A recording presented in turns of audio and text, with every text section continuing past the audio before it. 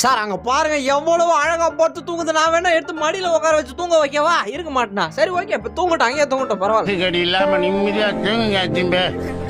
அத்திம்பே செத்து போல தூங்கின்னு இருக்கா.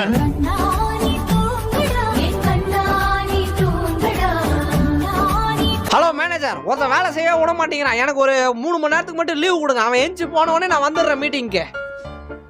Oh my god, why did you choose to sit there then?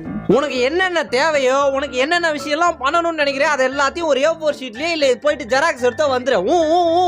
3 மணி நேரமா சொல்லினுக்கிறேன்.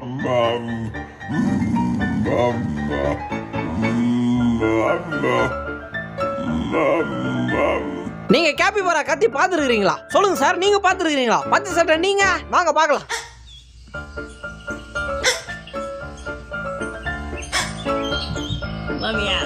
ரொம்ப நேரமா எவனோ என்ன ஹலோ ஹலோ